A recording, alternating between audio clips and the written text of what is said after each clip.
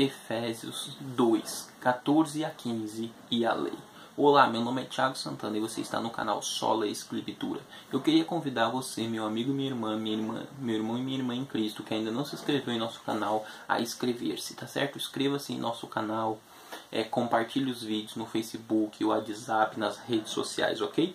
Compartilhe com o máximo de pessoas que você puder. Tudo bem?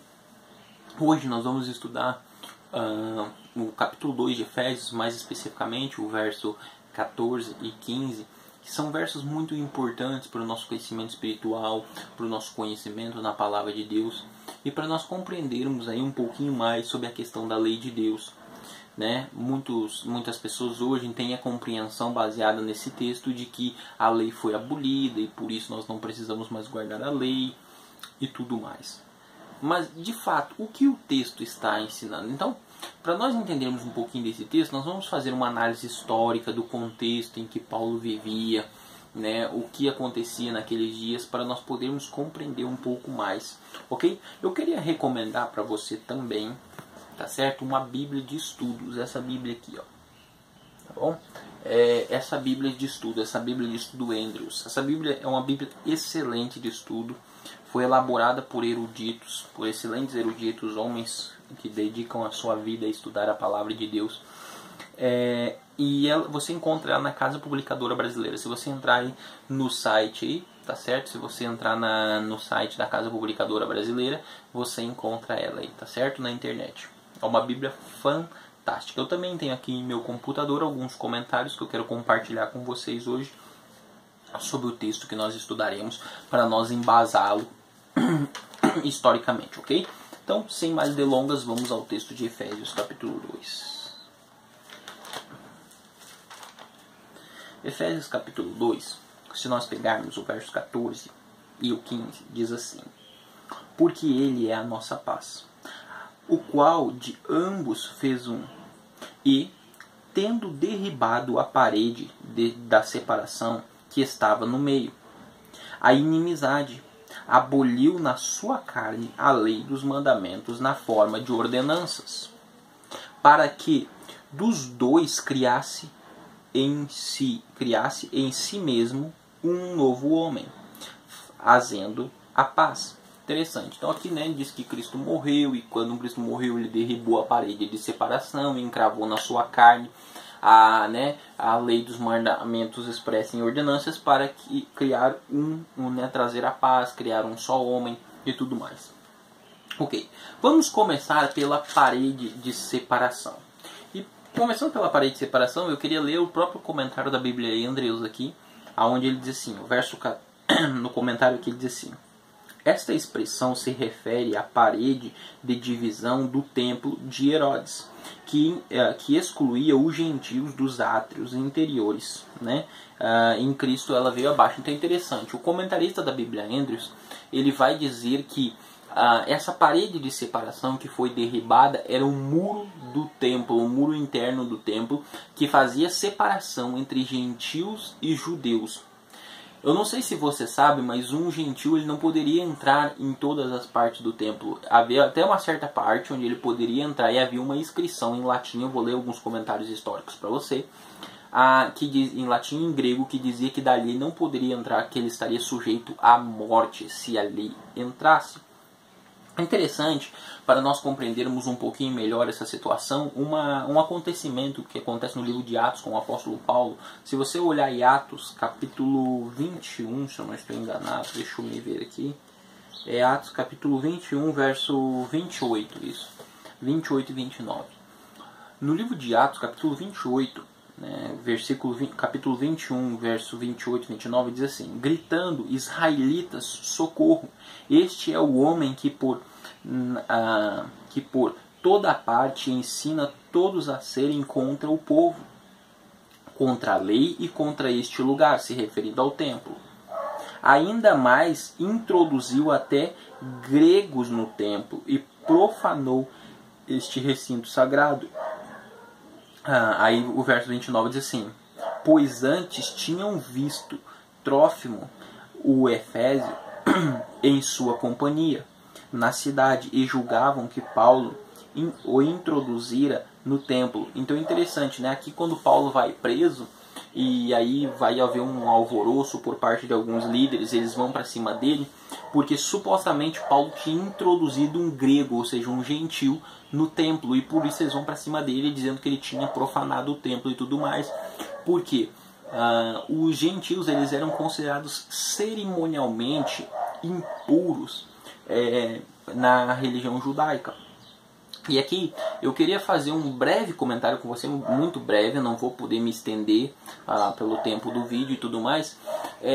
Quando o judaísmo, o que nós chamamos de judaísmo do segundo templo, da época do apóstolo Paulo, até o ano 70, o judaísmo do segundo templo, até o segundo templo ser destruído, o judaísmo ele se tornou muito preocupado em cerimônias de purificação, com a circuncisão, por exemplo. A circuncisão, segundo alguns teólogos especialistas, por exemplo, James Dunn, Ip Sanders, vários outros teólogos estudiosos, e se você olhar o próprio texto bíblico, ou você pesquisar no Talmud, na Mishnah, você vai perceber que a circuncisão, por exemplo, ela era uma marca nacional.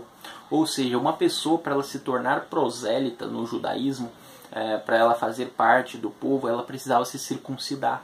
Então ela passava por cerimônias de purificação, por exemplo, como a mikvah também, que era o batismo dos tempos do apóstolo. Então todo o batismo ali cerimonial, essa lavagem cerimonial, ela teria muito provavelmente começado com os essênios, em Qumran e tal. E aí eles tinham essas cerimônias de purificação, porque nessa época do segundo templo, quando o judaísmo, logo depois que se libertou de tudo aquilo que aconteceu com Antíoco Epifânio, a profanação do templo, ter sacrificado um porco no altar e assim por diante, eles se tornaram extremamente preocupados. E muitos até criam que isso traria o Messias quando o povo estivesse purificado, quando o povo vivesse de acordo com a Torá. Então, pro judeu, um gentil entrar no templo havia muito problema naquele tempo. Por quê?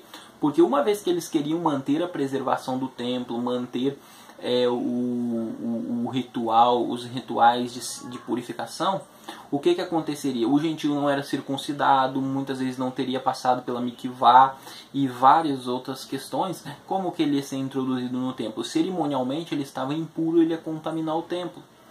Então, por isso que aqui Paulo, supostamente, eles tendo na cabeça deles que Paulo tinha introduzido um gentil no templo, eles vão para cima dele.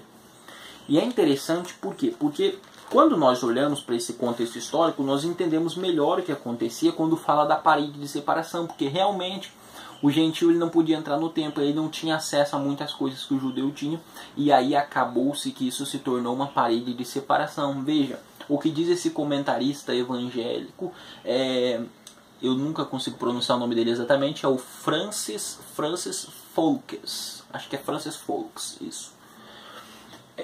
Ele diz assim no seu comentário aqui, na página 69 e 70, abre aspas, ele diz assim: todavia Paulo está com sua atenção voltada para aquilo que era para eles a maior de todas as divisões, a saber, aquela que separava judeus de gentios.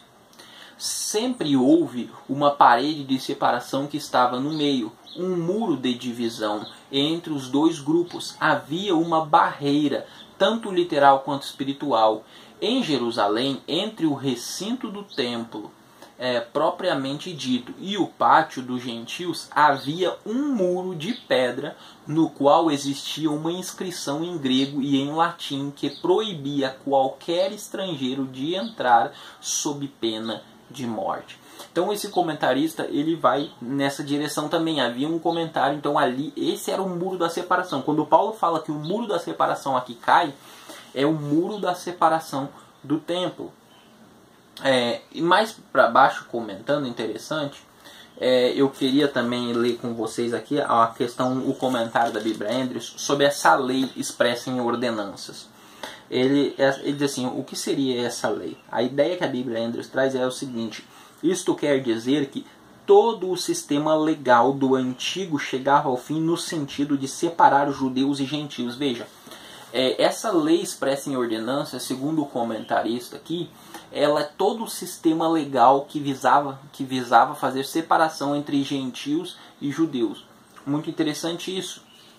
E esse mesmo comentarista, ele vai nessa mesma direção de novo. O Francis, abre aspas, ele diz assim: esta frase talvez deva ser entendida como um qualificativo de inimizade, se referindo à lei abolida, né?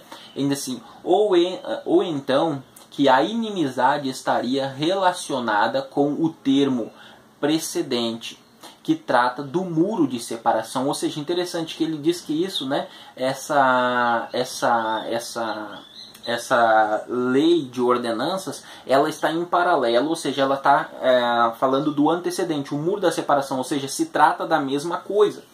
E aí ele continua no seu comentário e diz assim: na realidade, a lei constituía de ordenanças, cerimônias e regulamentos detalhados acerca do que era limpo ou impuro. Tinha o efeito de impor uma barreira e de causar inimizade entre os judeus e os gentios. E aí ele continua. Então é interessante que aqui esses comentaristas vão nessa direção, que o que está em jogo aqui é o sistema legal que fazia separação entre judeus e gentios.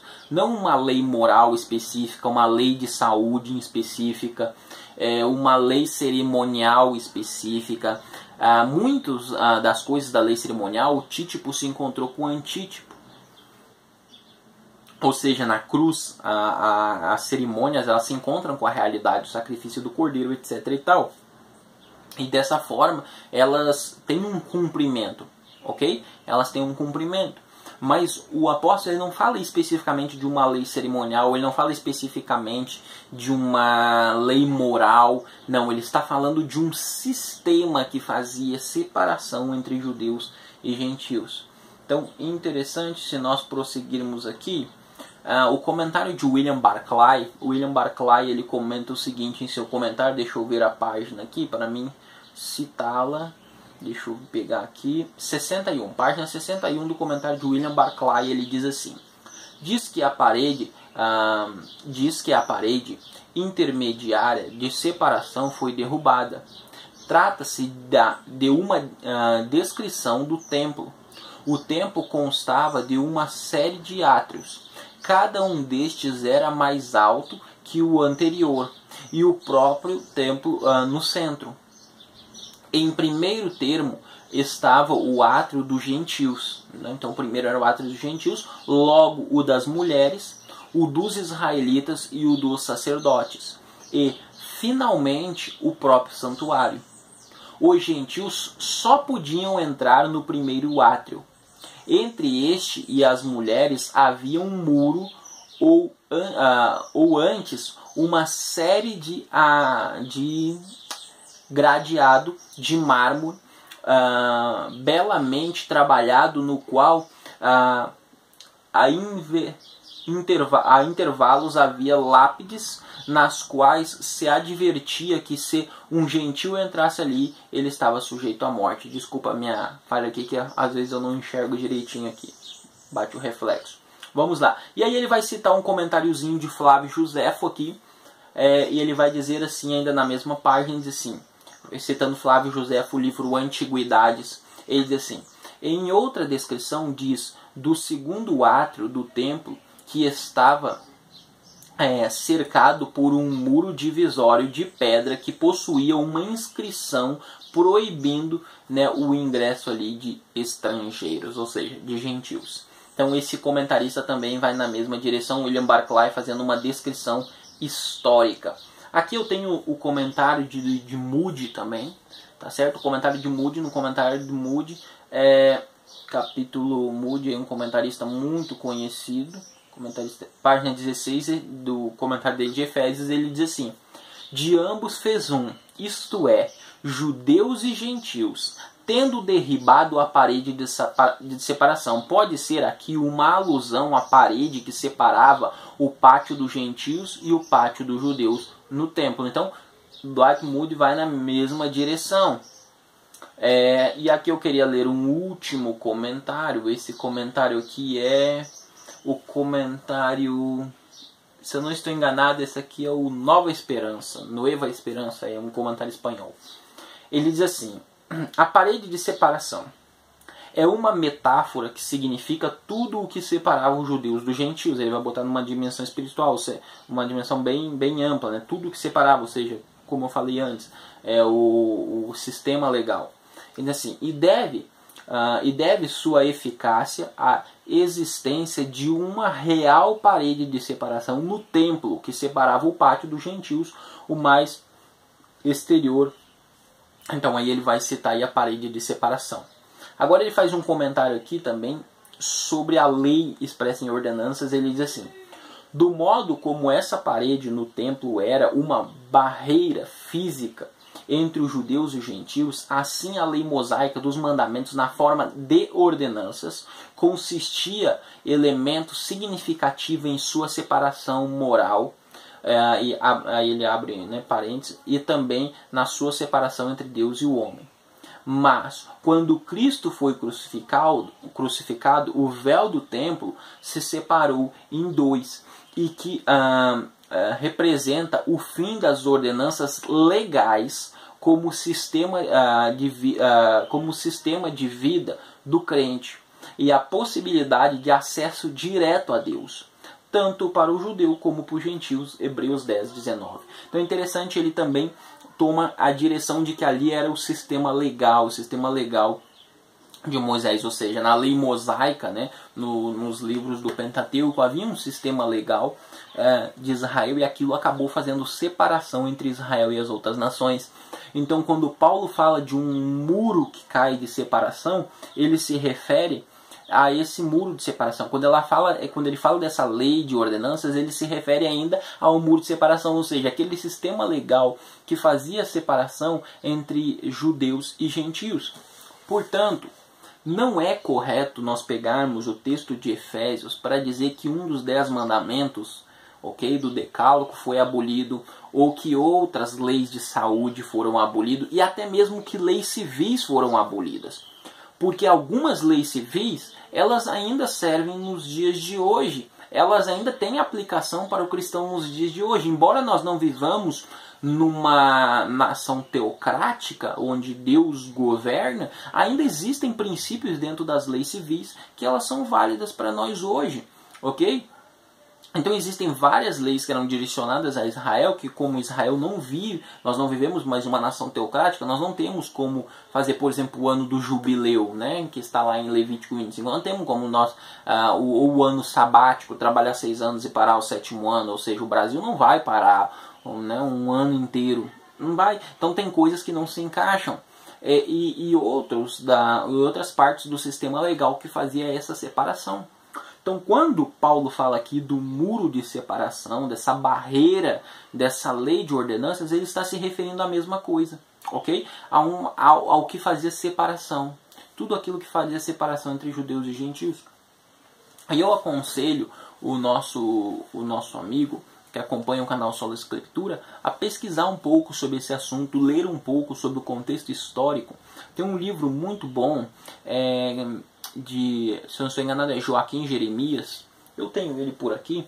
É o livro Jerusalém nos Tempos de Jesus. É um livro fantástico para você ter uma descrição histórica do que acontecia nos tempos de Cristo. O próprio comentário de William Barclay, ele é um comentário muito interessante histórico também, ok? Tem muita coisa boa histórica. Epsanders, né? Epsanders escreveu Jesus e o povo judeu, Paulo e o judaísmo palestiniense. Tem um livro muito bom do James Dunn também, a Unidade na Diversidade, onde ele faz bastante comentário histórico dali do momento. E assim,